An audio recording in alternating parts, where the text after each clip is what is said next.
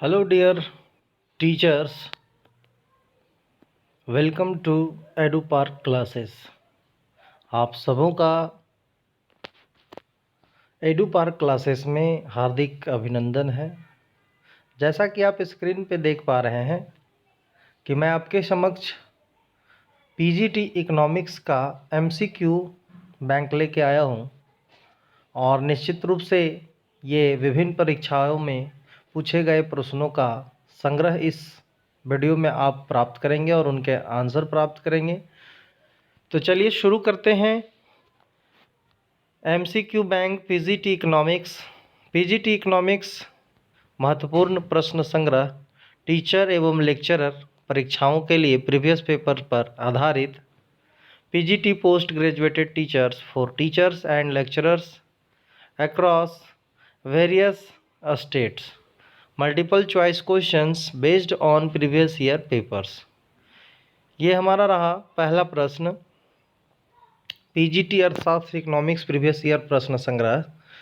यदि श्रम का सीमांत उत्पाद गिरता हुआ हो तो कुल उत्पाद वक्र नीचे दिखाए गए आरेख के किस रेखा या वक्र द्वारा प्रदर्शित होगा? तो यहाँ पर देखिए, ओडी है, ओए है, ओसी है, ओबी है। तो ये जो वक्र हैं इसमें से सही जवाब जो होगा वो ओए होगा। ध्यान से देख लें, ओए ये वाला पोर्शन, ये ओए। आगे हम लोग चलें, क्वेश्चन नंबर 2।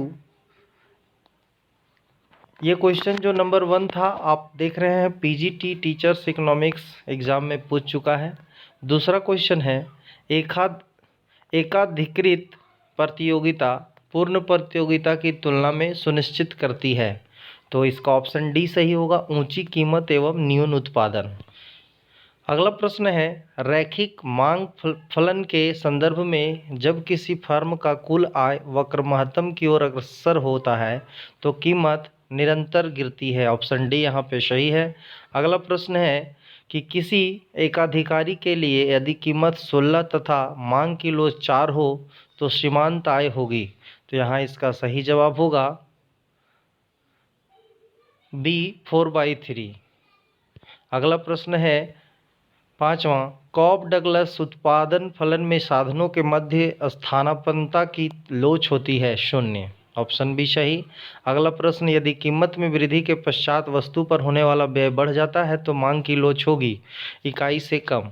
अगला प्रश्न है, निम्न में से किस अर्थशास्त्री ने अल्पाधिकार के अंतर्गत कीमत जड़ता की व्याख्या करने के लिए कोनेदार मांग वक्र का प्रयोग किया? पॉल स्वीजी। ऑप्शन बी सही।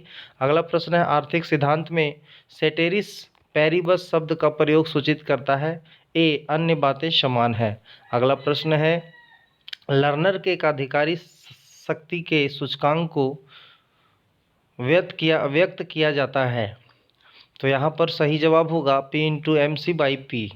अगला प्रश्न है, वह कौन सा नियम है जिसके अनुसार रुचि एवं वरीयताएं दिए होने पर जैसे जैसे आय बढ़ती है वैसे वैसे भोजनादि पर व्यय की जाने वाली आय का अनुपात घटता जाता है?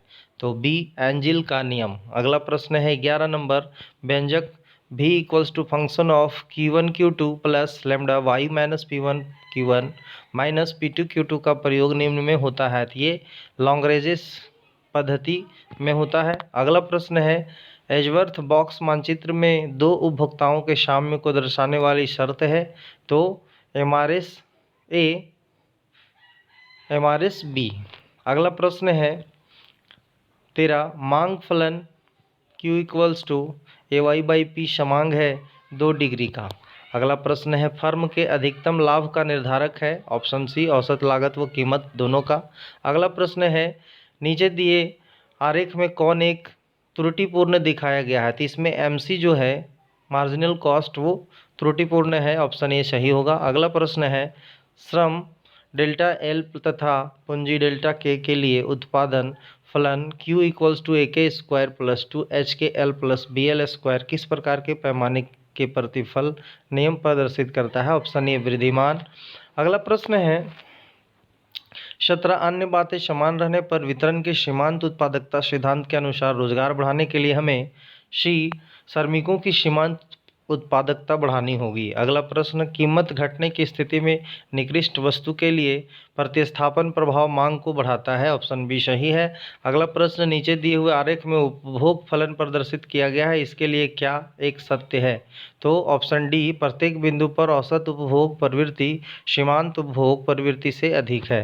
अगला प्रश्न 20 नंबर, एक अर्थव्यवस्था में एक वर्ष में बाजार मूल्य पर राष्ट्रीय आय समान होती है। तो ऑप्शन सी, सभी साधनों के भुगतान के जोड़ में अप्रत्यक्ष कर की रकम जोड़कर तथा उपदानों की रकम घटाकर। अगला प्रश्न है 21, सामर्थ्य उत्पाद अर्थव्यवस्था की उत्पादन क्षमता से निर्धारित होता है जो निर्भर करता है उपरोक्त ए एवं बी दोनों पर। यहाँ पर टाइपिंग मिस्टेक है। अगला प्रश्न है 22, केन्स के रोजगार सिद्धांत में पूर्ण रोजगार का अर्थ है, तो इसमें ऑप्शन डी, सभी संसाधनों का पूर्ण उपयोग। अगला प्रश्न 23, स्फीति अंतराल मापता है समग्र मांग के समग्र पूर्ति पर आधिक्य को ए पूर्ण रोजगार स्तर पर। अगला प्रश्न है, निम्नलिखित आंकड़ों से सकल राष्ट्रीय उत्पाद का आकलन कीजिए। उपभोग वस्तुओं तथा सेवाओं का मूल्य 20,000 करोड़, पूंजीगत वस्तुओं तथा सेवाओं का मूल्य 10,000 रुपया करोड़, निर्यात का मूल्य 4,000 रुपया करोड़, आयात का मूल्य 2,600 रुपया करोड़, कुल घिसावट 1,600 रुपया करोड़। निम्न में से कौन सही है? 31,400 रुपया करोड़ भी सही जवाब होगा। अगला प्रश्न है 25, किसी दिए वर्ष में उत्पादक संसाधनों के मालिकों द्वारा जो कुल आय अर्जित की जाती है उसे मापा जाता है राष्ट्रीय आय द्वारा। ऑप्शन ए सही होगा। अगला प्रश्न है, मानव पूंजी में विनियोग का संबंध है, तो इसमें प्रशिक्षण पर व्यय से, शिक्षा पर व्यय से, स्वास्थ्य सेवाओं पर व्यय से, उपर्युक्त सभी प्रकार के व्यय से विनियोग का संबंध है। अगला प्रश्न है, ड्यूसेनबेरी द्वारा प्रतिपादित उपभोग फलन संकल्पना में जब आय में गिरावट आती है तो उपभोग में कमी दर उपभोग फलन की तुलना में तीव्र होगी, कम होगी, बराबर होगी, उपर्युक्त में से कोई नहीं, तो ऑप्शन बी कम होगी। दोहरी गणना से अभिप्राय है उसी वस्तु की गणना में द्विरावृत्ति। अगला प्रश्न है कि केन्स के तरलता जाल की स्थिति में मुद्रा की पूर्ति में वृद्धि क्या होती है? तो ब्याज की दर में कमी लाएगी। अगला प्रश्न है, कीन्स द्वारा प्रतिपादित निवेश गुणक है, तो इसका सही जवाब है 1 - delta y by delta c. अगला प्रश्न है, निम्नलिखित में से कौन सा एक कथन कीन्स के उपभोग फलन के लिए सत्य है? तो ऑप्शन डी, उपभोग में वृद्धि आय वृद्धि से कम तीव्रता से होती है। अगला प्रश्न है, त्वरक माप करता है, तो ऑप्शन बी, उपभोग के विनियोग पर प्रभाव को। अगला प्रश्न, राष्ट्रीय लेखे से संबंधित हरित लेखा का अर्थ है, तो ऑप्शन डी, पर्यावरण की अधिक परवाह। अगला प्रश्न है, यदि वाई आय, पी लाभ तथा आई स्वतंत्र निवेश हो तो निम्नलिखित में से कौन सा संबंध सही है? तो ऑप्शन डी, उपयुक्त में से कोई नहीं। अगला प्रश्न, समृद्धि मॉडल में मुद्रा का प्रयोग सर्वप्रथम किया था, तो जे रॉबिन्सन ने किया था। ऑप्शन सी सही। अगला 36 नंबर, यदि सीमांत बचत प्रवृत्ति 0.02 एवं सीमांत आयात प्रवृत्ति हो तो निर्यात में 100 रुपया मिलियन की वृद्धि से राष्ट्रीय आय में प्रभाव होगा, उपरोक्त में से कोई नहीं। अगला प्रश्न है, संतुलित समृद्धि सिद्धांत का संबंध है क्या है? आर नरकसे से। अगला प्रश्न है, बड़े धक्के का सिद्धांत प्रतिपादित किया गया था डॉक्टर आर रेडॉन द्वारा। अगला प्रश्न, हेराल्ड मॉडल के लिए निम्न पर ध्यान दीजिए, तो यहाँ पर है ऑप्शन 1 GW2GA, तब निम्न में से कौन सा एक कथन सत्य है? तो केवल 2 बदल सकता है। अगला है, लाभ दर स्थिर रहने पर यदि उत्पाद पूंजी अनुपात बढ़ जाए तो ऐसे तकनीक प्रगति को पूंजी बहुल कहते हैं। अगला प्रश्न है, आर्थिक समृद्धि का उत्तम मान होगा, तो सी, प्रति व्यक्ति वास्तविक सकल घरेलू उत्पाद में वृद्धि। अगला प्रश्न है, वर्तमान में विकसित देशों में समृद्धि का सबसे प्रमुख कारक है, तो नवीन ज्ञान का सृजन। ऑप्शन डी सही है। अगला प्रश्न, निम्नलिखित में से कौन मानवीय विकास सूचकांक का तत्व नहीं है? तो डी, निर्धनता रेखा से नीचे के लोगों की संख्या। अगला है, रोजेस्टीन रोडन के अनुसार अर्थव्यवस्था में विकास की सर्वोत्तम विधि है? तो ऑप्शन सी, निवेश का एक बृहद एवं संतुलित कार्यक्रम। 45 है, निम्नलिखित में से कौन सा भुगतान संतुलन के चालू खातों में सम्मिलित नहीं होता? विदेशी निवेश। ऑप्शन डी सही है।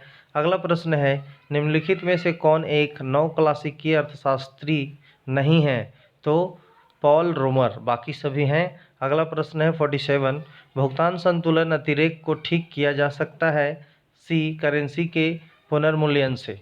अगला प्रश्न है 48, भारत को विश्व बैंक की सहायता का रूप है निजी तथा सार्वजनिक क्षेत्र के ऋण। अगला प्रश्न है, विश्व बैंक समूह में कौन सा संगठन सम्मिलित नहीं है? तो IMF। अगला प्रश्न, एक घटकीय व्यापार की शर्त का उत्पादन किसने किया? वाइनर ने। अगला प्रश्न है, संरक्षण की विधि के लिए निम्नलिखित में क्या सत्य है? उपरोक्त सभी। अगला प्रश्न है, रिकार्डो के तुलनात्मक लागत सिद्धांत में निम्नलिखित क्या है? हैक्सर एवं ओहलिन। अगला प्रश्न है, निम्नलिखित में से सही उत्तर लिखिए। IMF एक देश के भुगतान संतुलन के अल्पकालीन संतुलन को ठीक करने के लिए ऋण देता है। अगला प्रश्न है, रिकार्डो के अनुसार व्यापार का निम्नलिखित में से कौन सा एक आधार है? तो श्रम लागतें। अगला प्रश्न है, डेविड रिकार्डो के तुलनात्मक लागत सिद्धांत का आधार निम्न में से कौन सा है? तो ए होगा मूल्य का श्रम सिद्धांत। अगला प्रश्न, निम्नलिखित में से कौन सा संरक्षण का तरीका नहीं है? तो सही जवाब होगा उत्पादन शुल्क में वृद्धि। अगला प्रश्न, किसी देश का व्यापार शेष होता है? तो निर्यात माइनस आयात से। अगला प्रश्न, निम्न में से कौन सा एक हेक्सचर ओहलिन व्यापार सिद्धांत के अनुसार अंतर्राष्ट्रीय व्यापार के कारण है? तो ऑप्शन बी, साधनों की उपलब्धता में अंतर। अगला प्रश्न है, यदि प्रस्ताव वक्र का ढाल स्थिरांक हो तो व्यापार शर्त होगी? तो ये होगा अनिर्धार्य। अगला है, निम्न में से कौन सा एक स्वतंत्र व्यापार से सम्मिलित है? पर शुल्क का अभाव। अगला प्रश्न, यूरो का प्रचलन आरंभ हुआ 1 जनवरी 1999 से।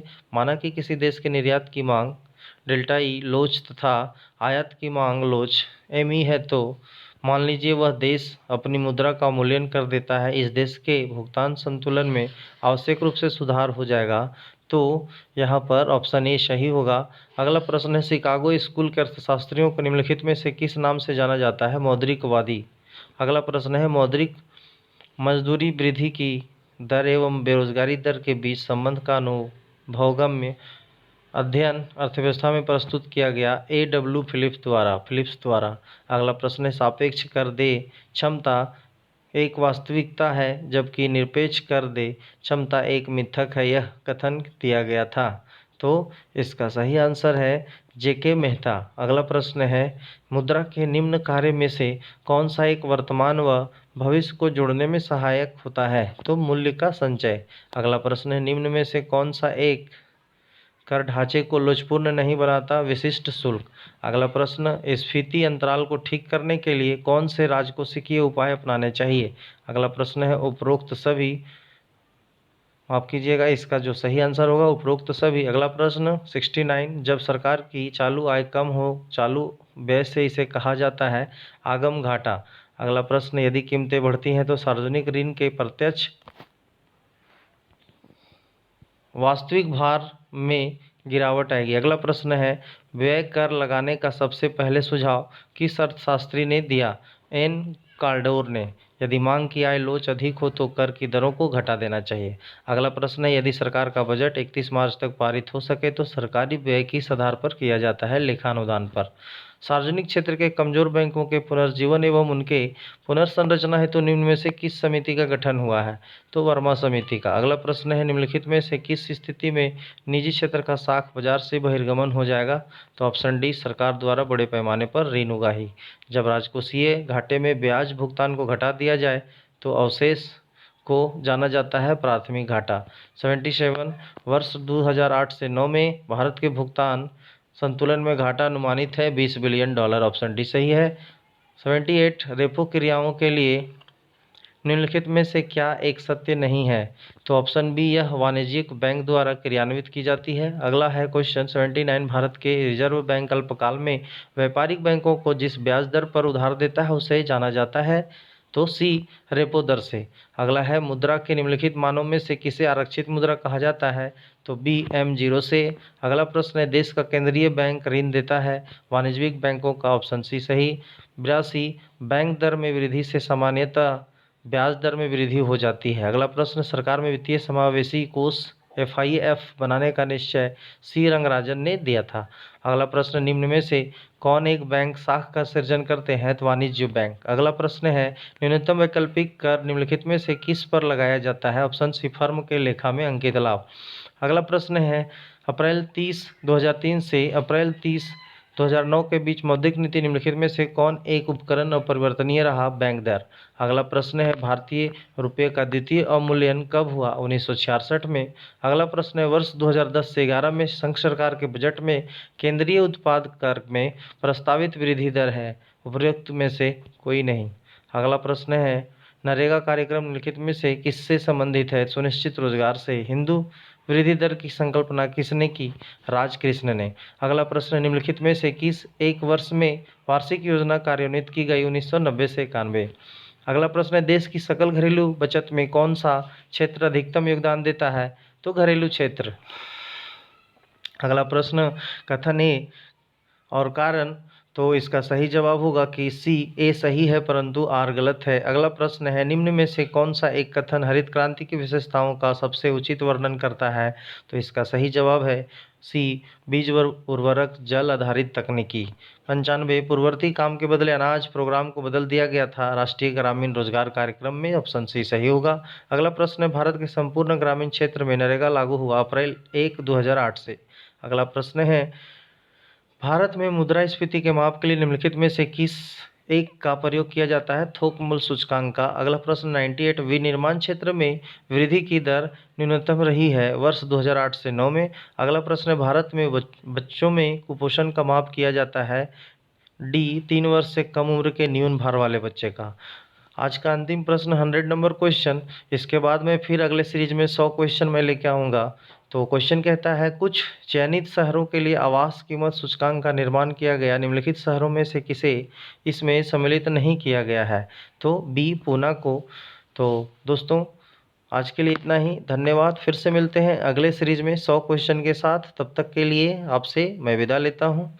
Thank you. Good bye.